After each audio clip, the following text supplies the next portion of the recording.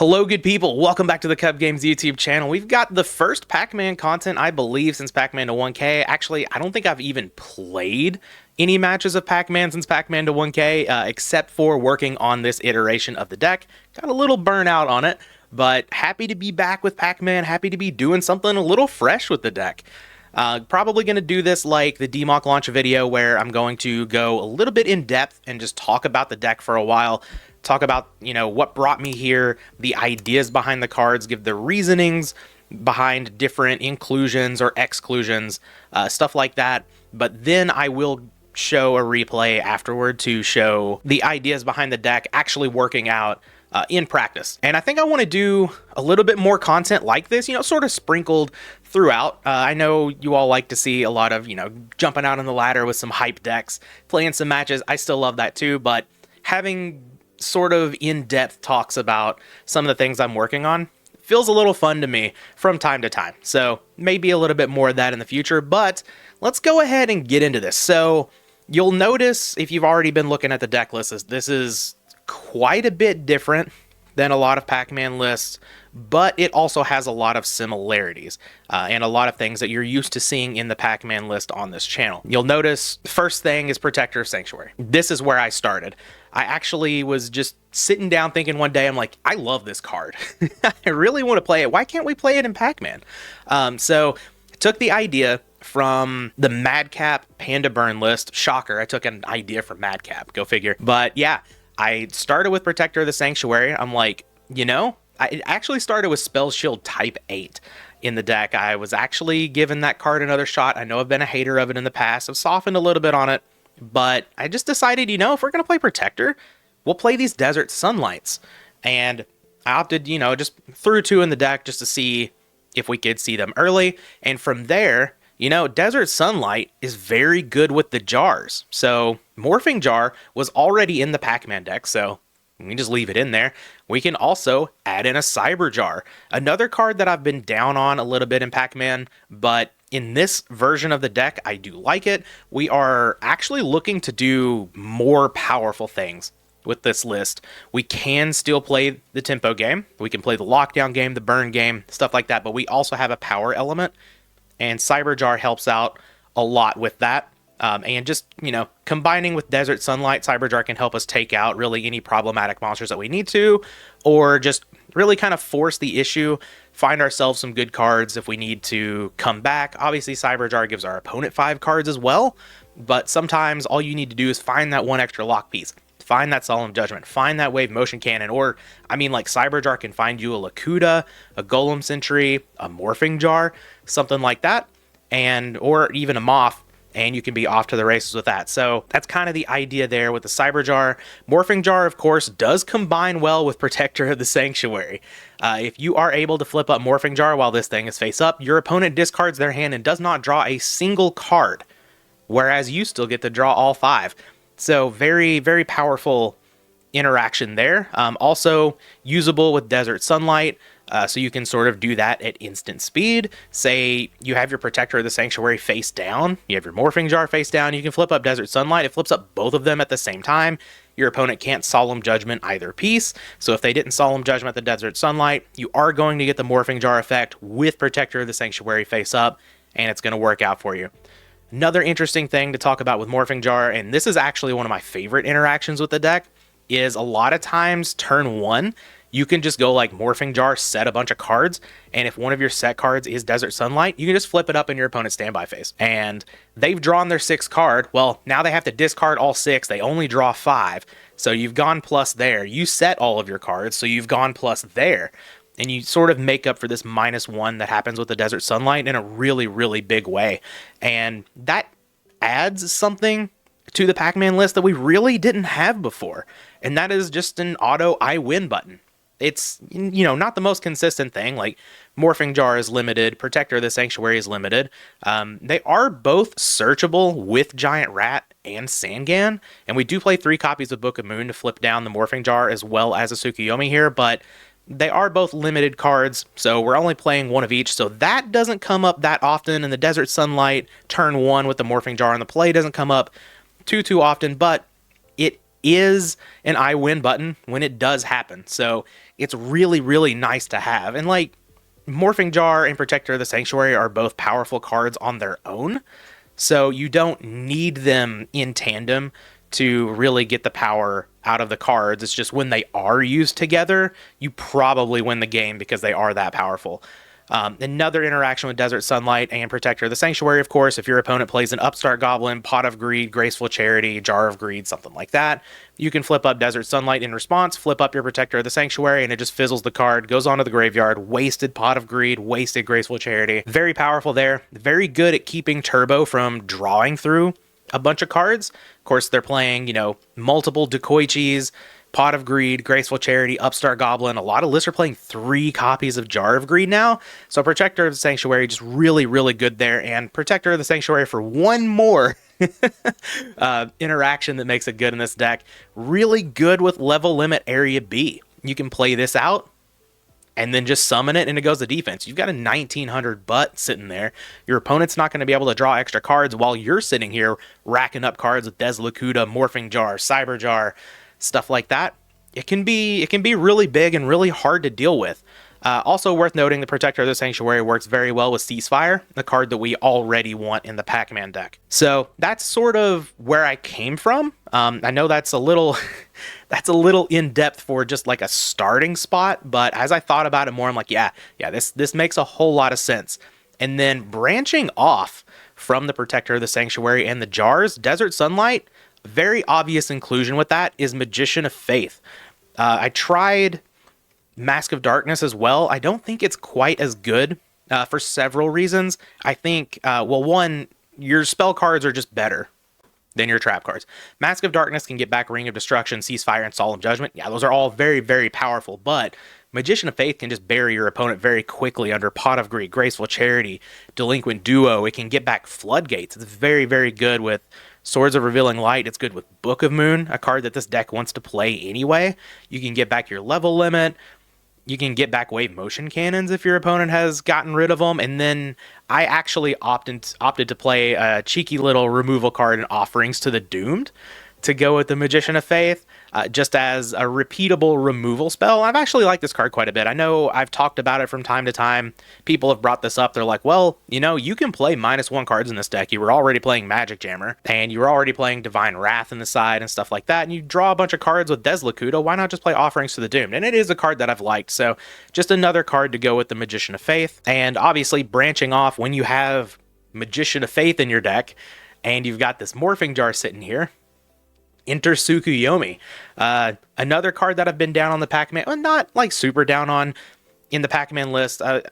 I've been not as happy with it in the regular Pac-Man list that are playing like Swarm of Scarabs, Stealth Bird, stuff like that, because it just doesn't have quite the same value. But if you're leaning more into the Morphing Jar plan and you're playing a couple of copies of Magician of Faith, Tsukuyomi gets very good. Just being able to Moth Loop behind Floodgates is huge. That can be almost a win condition in itself. A lot of times you can just build up a whole bunch of card advantage. Your opponent's never going to come back from it. You're drawing into Solemn Judgments off of those Pot of Greeds that you keep flipping up every turn. It's just very, very good here. And also, I think it's a little underrated. The card has 1100 attack. That's a lot for Pac-Man. So between it and Protector of Sanctuary, we can actually attack for a lot more in this deck. And the inclusion of Giant Rat at 1400. Obviously, none of these attack under any of the Floodgates, Gravity Binder, Level Limit, Area B. But in the case that you're not relying on those, these do end the game fairly quickly. So Tsukuyomi's been great here. Now, I guess, once we get past all of that, and that is the core of the deck that I started with, Desert Sunlight, Protector, Moth, Tsukuyomi, and the Jars, we can sort of talk about the rest of the monster lineup, because I'm sure all of you are wondering about some cards that have been excluded here. But looking at it, of course, we have one copy of Sangan. Would play infinite amount of these if I could. But Sangan, of course, the old limited furball we got in here coming in at 1. We have one Giant Rat, which is something that I'm just kind of testing out. This is a little bit of a rough draft still, but it's been okay with me. And the reason that I'm playing the Giant Rat in this deck is I've cut all of the Pac-Man monsters down to just Earth types, or Earth attributes. We've got Des Lakuta, of course, at 3. We're going to be playing 3 of this in any Pac-Man deck, and then we have 3 copies of Golem Sentry, and that's it. for the Pac-Man monsters. I was playing Swarm of Scarabs alongside of these at first, but to be able to fit this new monster package that I wanted to go with, I had to make a sacrifice somewhere. And I do think the Deslakuta and Golem Sentry are your best options for Pac-Man monsters. Swarm of Scarabs is very, very, very good. I think I listed it as a staple in my Pac-Man tier list. And in a normal Pac-Man deck, yeah, I would agree, but this one's a little bit different, a little newer thing that I'm working on, and it was the cut. And since we have, 2 Earth Pac-Man monsters, Giant Rat can just go get those. It can go get a Jar. Since we're playing 3 copies of Book of Moon to go with it, it can go get Protector of Sanctuary. So Giant Rat gets a lot more utility here. It also allows for a little bit more toolboxy Earth cards in the side, which is pretty nice. But yeah, unfortunately, Swarm of Scarabs, Stealth Bird, all of those got cut from this list. But the way that it works, with the Tsukuyomi and the Moth, also with Book of Moon, Desert Sunlight, the Moth is basically just a Pac-Man monster here. And I still think it's okay to call the deck Pac-Man. It plays the same grind game. We're just doing it, with fewer Pac-Man monsters. We were only playing like 9 or 10 before anyway. So it's not like we cut a whole bunch of them. We weren't playing that many to begin with. But in order to go this new direction and try this idea out, I did have to cut the Swarm of Scarabs, unfortunately, as much as I like that card. One card that I've actually been testing a little bit over Giant Rat is BLS. It is very greedy. I will say that. Moth is the only light in the deck. I was not playing another light. If this gets knocked, you can't summon your BLS. Your dark count is, it's fine. You've got Sangan, Cyberjar, Tsukuyomi. That's totally fine. Sangan is also sort of an honorary light because it can search up Magician of Faith. I don't know. The BLS has been okay. I've summoned it a couple of times. Of course, I won those games. Shocker. But yeah, you just kind of don't need the BLS, and a lot of times it just sits in your hand. It's kind of dead. Like I said, if your opponent knocks the Moths, it's just completely dead. So I don't really think I want that in that slot. Giant Rat has been okay. Maybe Giant Rat could be a Swarm of Scarabs. That's totally possible. Maybe it could be a Stealth Bird. Something like that. Could definitely be something different. Could be a Dekoichi. But I'll have to play around with this slot, but I do think the Giant Rat is a little bit of a flex slot here. Past the monsters, we'll get onto the spells. Of course, we have Trinity here. We have our lockdown pieces. We have Level Limit Area B, Swords of Revealing Light, like we've always had. Nox, like we've always had. Book of Moon is excellent in this list. If you're going to start introducing stuff like Magician of Faith, some extra jars, Book of Moon just gets really, really good. And I was already playing 3 in Pac-Man, but I cannot justify going below 3 in this list. It's just excellent here. We also have 3 copies of Wave Motion Cannon. We are still a lockdown deck. We just use these other pieces for extra value to help, stabilize our lock, pull us back from behind, which is something that Pac-Man would often struggle with in the past. So we do still want the Wave Motion Cannons. Also, you're drawing multiples of these a lot more because you've got this Moth, Grabbing Back, Pot of Greed, and Graceful Charity. You're seeing a lot more cards with Morphing Jar, Cyber Jar. So these kill a lot quicker because you're not just relying on 1 to sit there and tick up to 8 every single time. So I've liked the 3 Wave Motion Cannons. And also, like I said before, if your opponent destroys one of these, you do still have Moth to get 1 back. Past that, we've got 1 copy of Premature Burial. I don't know if this card is supposed to be in the deck. I know I've been a champion for Call of the Haunted in Pac-Man before, but I just wanted to give Premature Burial a little bit more of a chance here. It is a card that we can pick up with Magician of Faith. I also noticed that since we are churning through the deck a little bit faster, drawing more cards, that the back row becomes a little bit more of an issue. So I didn't want to clog that up with Call of the Haunted as much. So decided to try Premature Burial. Jury's still out on this one a little bit. Not sure if this should even be in the deck. Maybe this slot could be used for something else, but it's been okay. It's been okay so far. And then we have the nice little Offerings to the Doomed. Very, very okay card. It's not amazing. But like I said before, we're talking about Magician of Faith. It is just an extra removal spell that I decided to throw in the deck. Give it a shot. Maybe we need more removal when we're flipping up our Moth. It's just an extra toolboxy card to use with our Moth Souk Loops. And it's been okay so far. It's been totally fine. So I've decided to keep it in the deck. It's like an honorary, much worse 4th copy of Book of Moon. But Offerings to the Doomed is here for now. Getting onto the trap lineup, and you'll notice this is quite a bit smaller than the usual Pac-Man trap lineup. And that is one of the things that I noticed when I was building the deck that I liked a lot. You are much less hurt by Jinzo and Royal Decree in this deck because you're more spell-based. So you're actually taking away a little bit one of the major weaknesses of the deck. In like, your opponent can just sometimes summon a Jinzo, flip up a Royal Decree, and end your day. So they're still good against you, obviously, because you have a lot of powerful trap cards. A lot of times you do lean on Solemn Judgment. So if your opponent flips up a Decree, flips up a Heavy Storm, sometimes that does end your day. But you are hurt by those cards much less, and I do like that. But obviously we're playing 3 copies of Solemn Judgment. It's staple. We don't have to talk about that. 2 copies of Gravity Bind. The aforementioned Desert Sunlight. I think we talked about this card enough already, but also I just want to look at that art. I love the art on Desert Sunlight, and I like this card. It's just such an unassuming card. Like, if someone read this and they didn't really like have any context or whatever, they'd be like, wow, this card kind of sucks, doesn't it? But it's got a lot of utility, and I just like cards like that. Don't know if I'm supposed to have 2 or 1, but I think since we are going so hard on like Moth Package, Protector of the Sanctuary interactions, our jars, and it protects our monsters from knock, I think having 2 of this is totally fine. I haven't really bricked on it too often. You know, sometimes it is going to be a brick, and that's totally fine, but it is a pretty high ceiling card here. I do like it. Of course, we have our Ring, our Mirror Force, our Ceasefire, and that's it. That's all for the traps. We cut out the Nightmare Wheels, we cut out the Compulse, all of that good stuff, and we are just going with the most powerful of traps that we can fit in here pretty much. And I've been pretty happy with this main. Like I said, we do have some flex slots. We've got the Giant Rat, we've got this Offerings to the Doomed, we've got Premature Burial here. You could tinker around with the number of Wave Motion Cannon, Book of Moon, maybe tinker around with the number of Golem Sentry, but I think Golem Sentry is still excellent here. But yeah, the main deck has been running pretty well for me.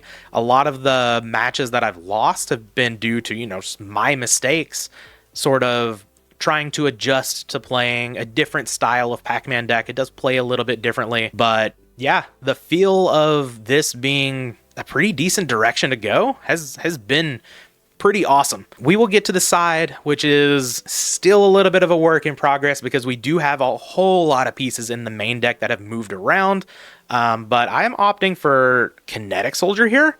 Couple of these in the side. If we're going to be playing the Giant Rat, this helps a lot with the aggro matchup, which I think I actually made just slightly worse because we cut out, the Nightmare Wheels and stuff like that for stuff like Desert Sunlight, which Desert Sunlight is good against Warrior, but it's not as good as a Nightmare Wheel. Sometimes it is better. Moth is also not as good against Warriors as like some of the other things that we could have had in the deck, but I think the aggro matchup's still pretty good, just a little bit worse. So going with a bit of a strong option and a card that I haven't really tried in Pac-Man a whole lot, and that would be 2 copies of Kinetic Soldier here.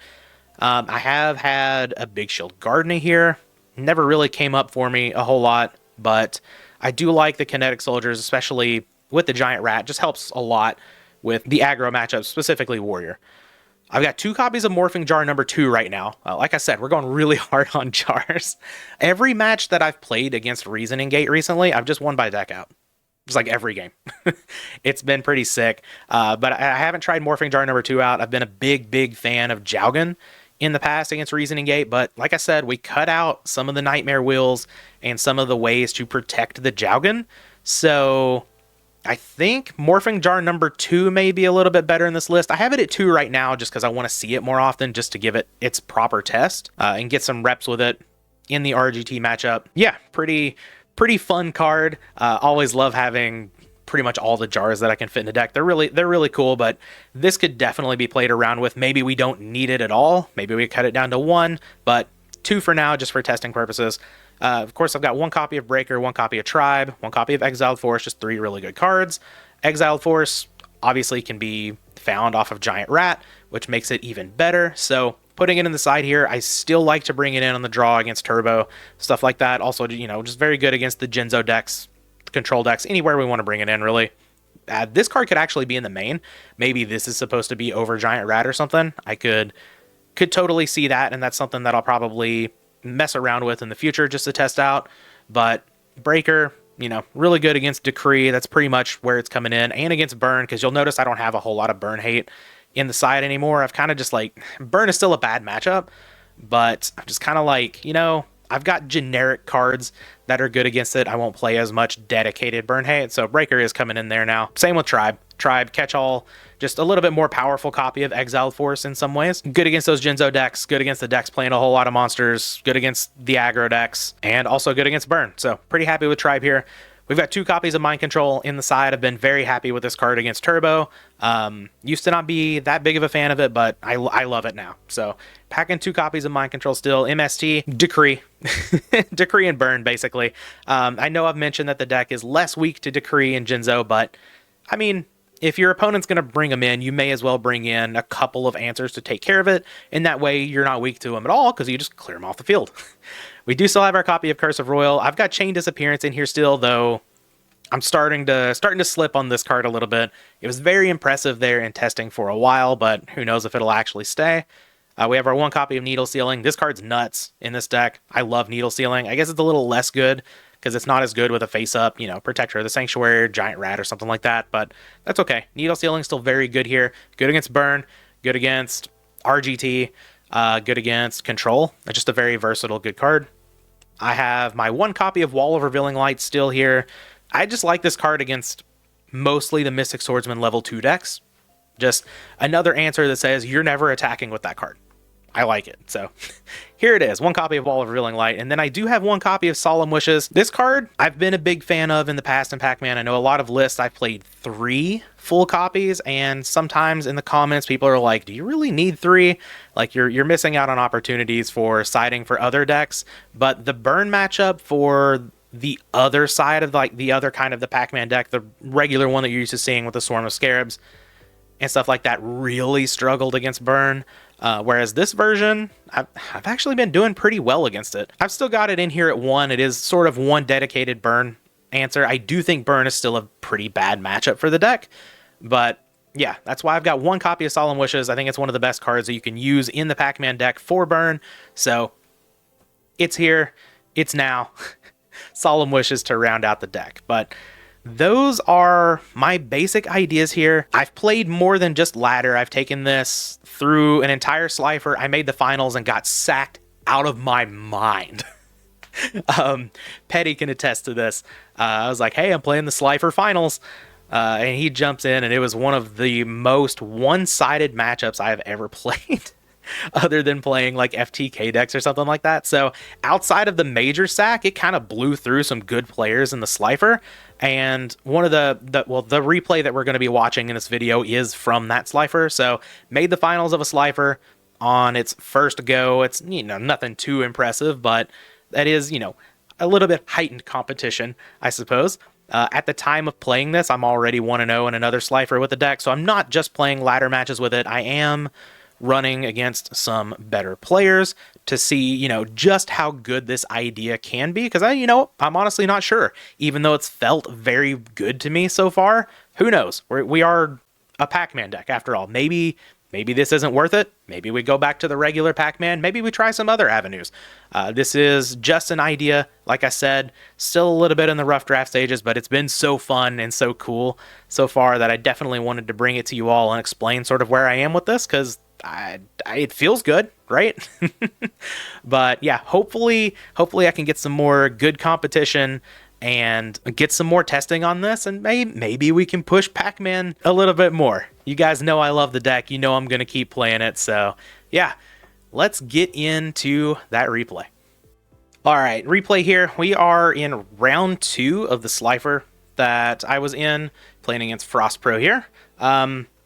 Probably made some mistakes in this one, but that's okay. It's a sort of a good showcase of what the deck can do.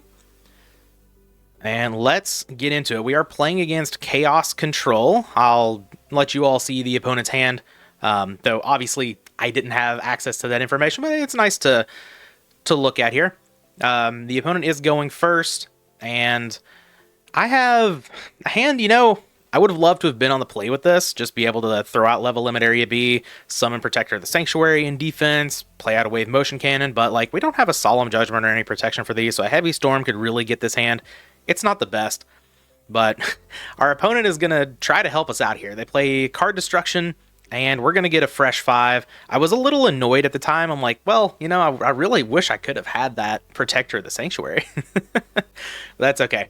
We get a fresh 5, and we get into a duo with a Moth, so we're already seeing the power of what Moth can do here, which is very nice, and you obviously can't complain anytime that you get a duo. So pretty happy about this, though the opponent does get back their own Moth, which isn't really doing a whole lot. Like, we see here the only thing that they can get back is card destruction. That's fine. Not too worried about that. But the opponent is going to pass over the turn. Also worth noting, the opponent is on Phoenix Wing Wind Blast here, which is... I would rather see Raigeki break most of the time. Phoenix Wing Wind Blast, really good against the Pac-Man deck. Just setting back the tempo that hard is pretty much just beating Pac-Man in its own game. It makes our Curse of Royals not good as well whenever we want to side that in from the side. So not super happy about seeing Phoenix Wing Wind Blast, but that is a-okay. We draw into a little Lakuta, which is nice. So now we don't have to play out our Magician of Faith, which is kind of nice so we don't get it knocked. And, of course, we're just going to lead on Delinquent Duo, see what we can get out of the opponent's hand. I very skillfully choose the BLS. Incredible. And the opponent also gets rid of a Scapegoat. Also not happy about seeing Scapegoat here, because Control is a pretty bad matchup. I play Swords now, knowing that they got a Moth back. Maybe I was supposed to just play the Swords first, let them get back card destruction, maybe not give them an extra look at a spell card. So, yeah, generally you want to play out the duo before you give any information, but I could be convinced that I was supposed to play the Swords first. Maybe give my opponent fewer options on what they get back with the Magician of Faith. If this was Magician of Faith set, granted, it's not 100% that it was Moth that they set. They could have set a Deco, and in that case, I would rather play the duo first, but that's okay. And kind of got reasonings either way there, I think. But the opponent is just going to get back their card destruction, which is fine with me. I'm just going to go ahead and play into heavy here and go ahead and set the Des Lakuta. And I think that's totally fine. Like, Ring of Destruction is a chainable, so maybe, you know, taking out the Moth isn't the biggest of deals, but this does help me play around Breaker. Book of Moon is also... Maybe I'm not supposed to set the Book of Moon there. I guess, like, the reason is, like, what do you want to play around? Heavy Storm, Delinquent Duo. But I do also just opt to set Book of Moon. Yeah, maybe I'm supposed to just keep the book in hand. I could totally see that. But, yeah. Opponent card destructions. We lose our Moth. That's fine. We've got a Lakuta down. We're just drawing cards every turn. The Moth would be pretty good here. Like, we can get back Delinquent Duo. We could get back our level limit, something like that. But drawing an extra card every single turn, especially when the opponent is already low on cards, I think is better than being able to recycle Delinquent Duo here. So, pretty happy with that. Opponent gets rid of Snatch Steal, Book of Moon, and a Scapegoat. And they're going to draw 3 cards. They pick up a Spy, which is dead. We'll see later that they only have 2 Spies in the deck, which is common for the control decks. But opponent's going to pass over the turn. They can't attack. So, pretty happy with this. We do get our Solemn Judgment off of the card destruction, which is excellent. Now I feel like I'm in a fantastic position. Get to flip up this Lakuta, draw an extra card. Golem Sentry, also awesome here. Now we're just playing the regular Pac-Man game. Love it. Yeah, play out everything, pass the turn. We've got 2 more turns on the Swords. Opponent draws into another Deco, sets a monster. Reading that this is not anything amazing. Like, if this was a Night Assailant, they would have flipped it. If it was a Deco, they would have flipped it. If it was a Moth, they probably would have flipped it as well. Probably get back the card destruction, try to find some more things. So, very much tipped off that I just need to bounce this new set. And I'm going to flip up Lakuta first, of course, get the draw. Knock, not too bad. We're going to bounce this new set here. Send that back to the hand. Then I'm just going to flip my monsters down, pass the turn. We've got this Wave Motion Cannon ticking up. We've got 1 more turn of Swords. There's just no reason to attack there. I guess I could attack to stop Moth Loop, but I was thinking, like, I don't want to use my Book of Moon if the opponent has a Mirror Force or something. And I also, you know, I still have Ring of Destruction to stop that. I have Book of Moon as protection, so maybe I was playing a little bit too conservatively. Maybe I should have attacked the Moth. I could see that, sure. But I'm just going to go ahead and ring it, get it out of here. We still have protection from Breaker. And this Tsukuyomi still can't attack, can't do anything. The opponent confirms for us that they don't have any more than 2 spies as they flip it up and just shuffle the deck, so pretty happy with that. Flip up Lakuta here, grab another draw, another Solemn Judgment, excellent. Totally fine to just bounce the spy back, and now I will just attack with the Golem Sentry. Coast is completely clear here. We've got double Book of Moon, so if they have a Mirror Force or something like that, we can just flip the Golem Sentry back down now. And the opponent's just going to take the 800. They're not going to activate the Scapegoat as the back row. And I'm just going to set Moth. Now it's going to get awesome. Set the Solemn Judgment. I'm going to leave 2 cards in hand. The opponent hasn't shown Duo here, but I felt like I didn't need to set an extra Book of Moon. And I didn't need to set the Nobleman of Crossout because I do have this Magician of Faith, and I'm looking to play another spell next turn. Maybe I grab back the Second Wave Motion Cannon. Maybe I grab back Delinquent Duo. We'll see. Both of those, I think, are pretty excellent options here. But opponent's going to draw Pot of Greed. Unfortunately, my Protector of the Sanctuary is in the graveyard. But that's okay. Did they draw it? Sometimes, like, whenever I'm looking at this, it looks like my opponent draws 3 cards. And no, they definitely just drew 2. And they're going to knock the Golem Sentry. That's fine with me. I'm kind of chilling here on this Moth. They summon out Chaos Sorcerer, which I would have liked to have had the Ring of Destruction here. So again, not attacking over the Moth, coming back to bite me a little bit, but that's okay. I'm just going to Book of Moon it. We have Knock for it if we really want to. We don't even really need to deal with it, especially now that we find Gravity Bind. So here, I'm going to flip up Lakuta, get an extra draw another Lakuta. Excellent. We can just continue burying the opponent in card advantage. Now we get to flip up Moth, and I'm going to grab back Delinquent Duo, something that the old style of Pac-Man, the regular style, I guess. It's not really old. This hasn't replaced it. But yeah, something that the regular style of Pac-Man just didn't have access to. And yeah, going to throw down this Delinquent Duo. Takes out the Spy, which isn't great, but just getting more cards out of the opponent's hand, which they're picking up essentially a +2, because getting the Delinquent Duo was a +1 from Moth, and then we +1 off the Duo. So pretty nice here. Now we have Book of Moon also to go with our Moth. Just excellent.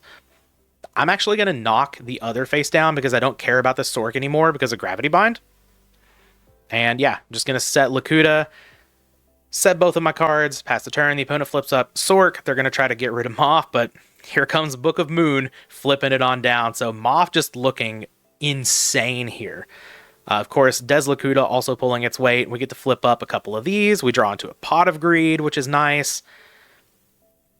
And then Moth, of course, going to pick up the Pot of Greed. I decided I probably don't need to go after my opponent's cards. I'm just so much up on card advantage here. Like, why not try to draw to the 3rd copy of Solemn Judgment, something like that. I'm just going to bury my opponent in my own cards. Could have gotten back the Wave Motion Cannon as well. I think I pondered over that whenever I was actually in the game. But I think Pot of Greed's totally fine here. Also going to throw off the Graceful Charity. We find Tsukuyomi, which is awesome. Now we're just absolutely going to destroy our opponent with Magician of Faith here. Yeah, just set everything, set the Ceasefire. The opponent is dead next turn to Wave Motion Cannon Ceasefire, and we have double Solemn Judgment to protect. But the opponent's going to flip up Scapegoat here in their main phase, which obviously means creature swap. I'm okay with this. Not even going to bother Solemn Judgmenting that. They can have my Lakuta. They can't even flip it up this turn. Solemn Judgment is basically protecting Wave Motion Cannon at this point. They attack with Sork. I'm just going to flip Gravity Bind, because why not? If they want to MST there on the Gravity Bind, that's fine. That's one answer for Wave Motion Cannon gone, and really, like, my whole game plan is in on Wave Motion Cannon now. But on our turn, we're just going to go ahead and pop this Wave Motion Cannon, flip up a Ceasefire in the game. And we're going to go to game 2, where things don't go super duper well. But here we open up a hand that's not very good. We've got Protector of the Sanctuary with, like, nothing. This Moth isn't looking great. I guess it's good with swords, but Golem Sentry on the draw, not incredible. Opponent opens on Thunder Dragon Graceful Charity, which is much better than my hand. So, good for them. And they draw into a Serpent, too, so they get to keep a Thunder Dragon in hand. Pretty nice. They just T-set. I'm going to Swords, flip it up. It's a Deco, unfortunately. They draw a card, which is Nobleman of Crossout, which isn't amazing for me. I'm going to set Protector of the Sanctuary, set Ceasefire, see if it works out. Like, we protect against knock. If the opponent has a Pot of Greed this turn off of the top, obviously, we can kind of stop that. If they waited for their turn, want a Jar of Greed, we can stop that as well. But they're going to go for knock. I'm going to flip up Ceasefire, Here's my Protector of the Sanctuary. Opponent thinks for a bit. They pass the turn. I'm like, okay, cool. Maybe we can do some stuff. One turn of Swords down. I'm just going to set Golem Sentry. Maybe we can get some tempoage going here. But the opponent has like 8 billion cards. They only have light in the graveyard right now, but they do have a dark right here, just chilling. And they can always just tribute it for Thunder Dragon. But here they're going to go -1 to Heavy Storm my Swords. I'm like, oh no. Oh no, this is very bad. They move Deco to attack position. They summon Tribe. They pitch the Dark, which is Night Assailant for no value. I'm like, okay, well, I'm just dead here. They get rid of Protector of the Sanctuary. They creature swap, and I actually just concede the game. Definitely premature there, but I think, was I dead to a BLS? No, I was at a full 8,000, so I wasn't like dead there, but I remember just like thinking in real time, I'm like, you know what? Let's just save some brain power. I'm not winning this game. If I draw into like a level limit, maybe it stops the opponent from attacking for a little bit, but they're already like so much up on advantage that I just kind of noped out of there. That's fine. And we go to game 3, where I finally get to go first. Very nice. And yeah, pretty okay with this hand. Double knock, pretty good. Always happy to see a Graceful Charity. Would love to find some monsters or a Solemn Judgment. We find both. Our best monster and Solemn Judgment. And actually just going to get rid of Book of Moon and our redundant Nobleman of Crossout. I think that makes some sense. I have Ring of Protection. I have Ring of Destruction to protect from Breaker. I want to keep my Wave Motion, of course. I want to keep Solemn Judgment. I want to keep my Floodgate, and Nobleman is still good. So we'll keep one of those. And yeah, I think this is quite possibly one of the best openers you can have going first. It's pretty happy about this. Opponent leads on Thunder Dragon here. And we're going to grab 2 more of those to hand, and we're just going to set a nice little T set. I'm okay with this.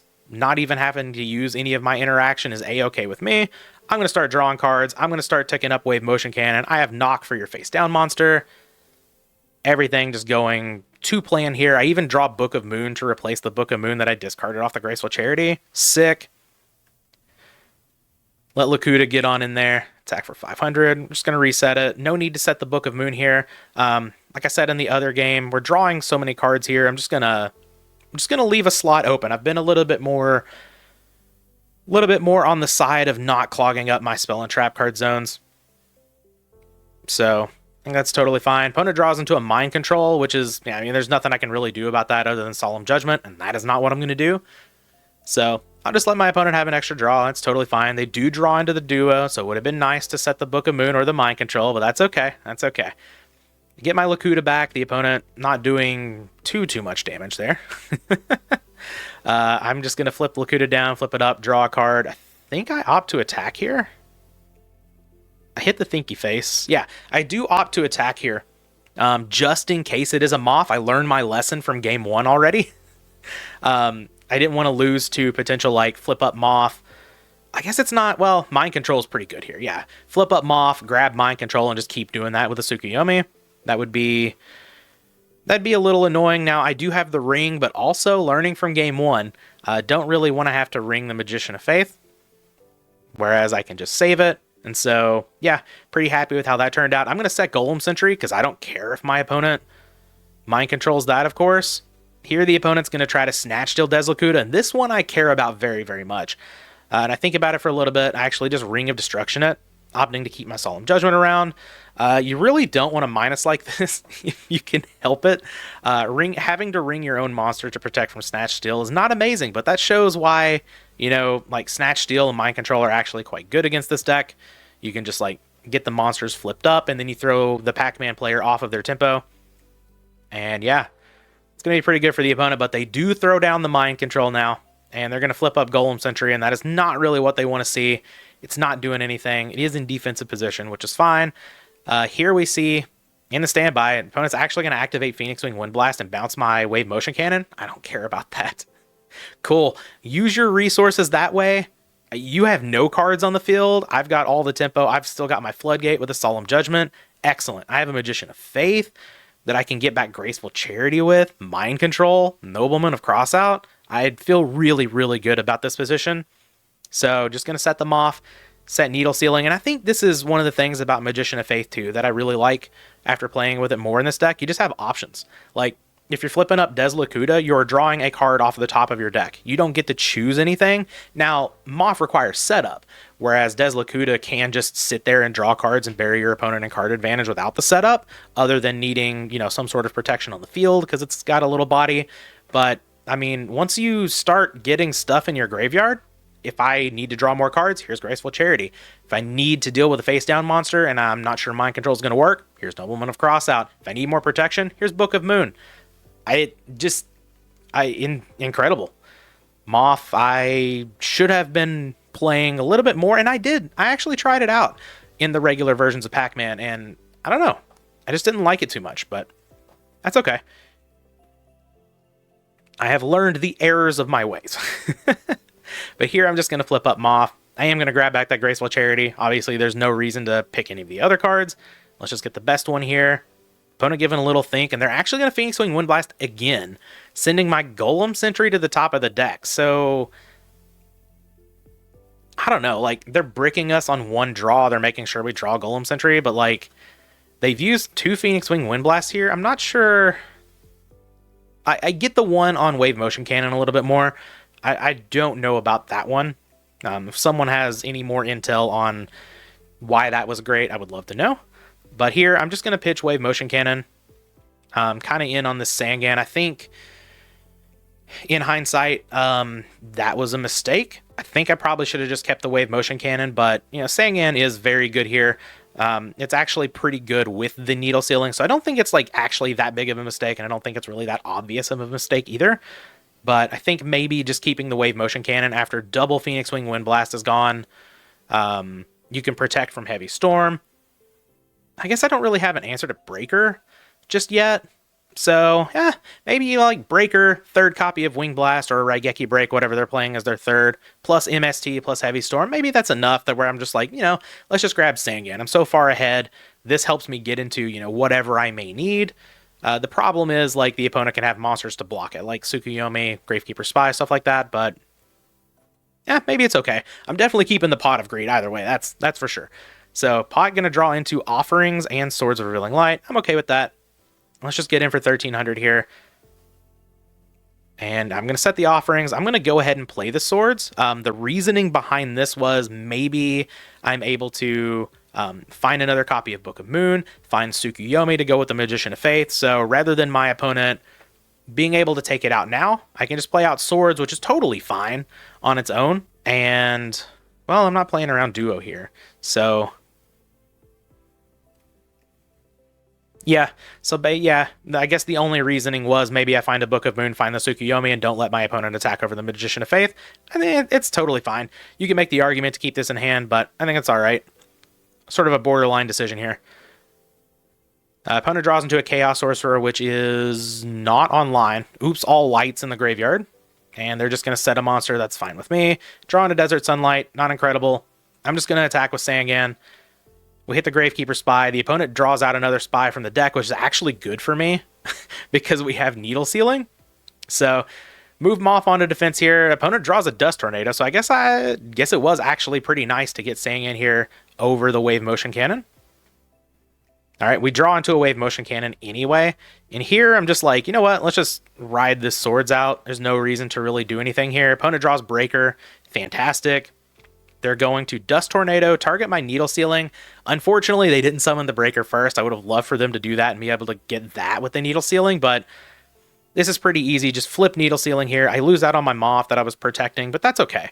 Get to destroy the field. It's not going to be any sort of... Actually, it's a plus here because we're losing 3 cards. The opponent loses 3 cards, and we pick up a card off of Sangan, so pretty happy with this Needle Sealing. I can go get whatever I want, and I believe it's just going to be another Moth. Moth looking excellent here. Now we have Pot of Greed face down. We also have Desert Sunlight to flip it up in case the opponent is drawn into a knock here. So pretty happy about this. Opponent summons Breaker. I'm going to hit it with Offerings to the Doomed. Obviously, the opponent's going to let the swords go away. They're not going to hit that, but they're going to hit my level limit, and I'd rather just protect that. I think I'm definitely up on card advantage, but I think I'm just way ahead in the game. So let's just keep my pieces on the board, and I'll set Magician of Faith next turn, play out Wave Motion Cannon, set the Desert Sunlight, and be totally fine not drawing for a turn. I'm all right with that. And that is exactly what I do. Get all these pieces on the board. The opponent's going to set the Night Assailant. Cool. Wave Motion Cannon's ticking up. I'm going to flip up Magician of Faith here. Grab me a Graceful Charity. And draw some cards. Pretty good. I've got a Book of Moon now to go with this Magician of Faith. And yeah, I'm going to ditch the level limit. I don't need that. And I really don't want Morphing Jar at this point. I hope I discard that. Okay, I do. All right. Couldn't remember that exact play. But yeah, definitely don't want to give my opponent more cards here. That seems not good. And I'm going to activate Prima. This gets Des Lakuta. I just flip it down rather than attack. Only one Moth is gone. Maybe I'm supposed to attack there, honestly. But I'm at 5,700, and I've got the Solemn Judgment down. The opponent's ring is not gone. I think that's what I was playing around, just keeping my life points high in case of that being something else. Obviously, since it is a Night Assailant, it kind of didn't really matter. So, yeah. We pass over to our opponent. They're going to Night Assailant the Des Lakuta, which actually works out better for me. I do have a Book of Moon for this Moth, and it's a little bit more value than a Lakuta here because of Pot of Greed. And yeah, they're going to summon out Chaos Sorcerer, try to flip it down. Here comes Book of Moon, man. Book of Moon is just nuts in this deck. They do summon out Tsukuyomi. We have an answer for that in Solemn Judgment, but I'm not really interested in that. I'm going to pick up tons of pluses here. We draw another Solemn Judgment, which is excellent. Flip up Moth, grab Pot of Greed, go ahead and slam that down, draw Chain Disappearance and Tribe Infecting Virus. Tribe could be good against this Chaos Sorcerer, but don't feel the need to do that here, right? Set the Solemn Judgment, pass the turn. There's no reason to attack into the Night Assailant. Like, they're going to take out the Moth either way, right? So no reason to take 200 damage here, I suppose. Opponent draws on a Graceful Charity, which is pretty good. They're actually not going to flip the Night Assailant. They're just going to take out Moth with a Chaos Sorcerer, which makes sense. I actually sit here and think about the Solemn Judgment because I do know the two cards in the opponent's hand are Serpent and Tsukuyomi. And I do opt to just go ahead and throw a Solemn Judgment out on that. I think that's totally fine. Just don't let the opponent draw into Heavy Storm here. Don't let them draw into, you know, anything that could help them break this lock whenever Wave Motion Cannon kills in just a few turns. And I still have another Solemn Judgment face down. So I think that's totally fine. Get that Graceful Charity out of here. Opponent's going to set the Serpent, pass the turn. I draw Duo, which, I don't know. Yeah, I'm not even going to play it. Not even going to play the Tribe. At this point, I'm just like, let's just protect the Wave Motion Cannon. We know the opponent's card in hand is Tsukuyomi. If they draw into something that can deal with this, whatever, I do have the Solemn Judgment. But let's keep ourselves out of ring range as well, so that I don't have to use the Solemn Judgment on that, and I can use it to keep the Wave Motion Cannon. So not playing the Duo here makes sense. Not setting the Chain Disappearance as well makes sense. I'm not worried about Thousand Eyes Restrict here at all. In fact, Thousand Eyes Restrict kind of helps me.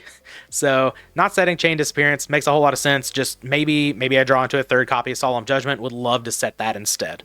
So that's where my thinking is there. Oh, we also don't know that it's Tsukuyomi in hand. It could very well be the Sinister Serpent that they kept in hand. So playing the Duo there doesn't make a whole lot of sense to me. Glad I kept that in hand.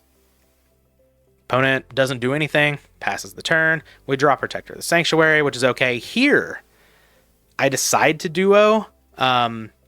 My idea behind this is now I can get both of the cards out of my opponent's hand.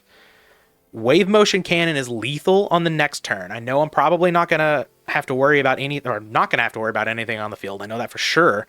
And then whatever my opponent draws can be answered by Solemn Judgment, whether it's Ring, MST, Heavy Storm, literally anything. I can wrap up the game here with a Delinquent Duo.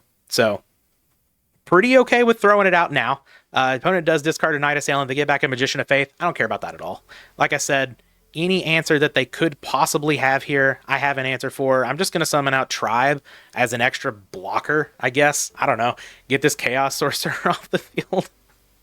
It doesn't really matter. The opponent draws into BLS. They flip up Night Assailant. They summon Moth. I think about it. I'm like, you know what? I was running the math. I'm like, if they attack with all of these things, because I know this is Sinister Serpent at this point, like if they attack with all of these things, it's totally fine. And I don't need to Solemn Judgment here just at all. So opponent's going to get in for 800. We're going to drop down to 1,050 life points, but as you can see, my opponent at 4,700, they do not have an answer for the wave motion cannon. Wouldn't have mattered because we had the Solemn Judgment down here, but yeah, you can see even through like the little bit of misplays, you can see the power of Moth in this deck. We didn't really get to show off the power of the jars a whole lot here, but yeah, just the idea sort of like behind it is you're churning through cards. You see, like we pick up Duo a couple of times. We get to hit the opponent with that more than once. We picked up Graceful Charity several times. Just the Book of Moon turning into card advantage with the Moth. You just kind of see all of that in the deck here. And yeah, that's what I've been working with. It's been, like I said, it's been testing pretty well for me here. I'm excited to play around with it some more, but yeah, hope you guys like the new version of Pac-Man, and I hope you guys enjoyed the video. We'll be back with the next one.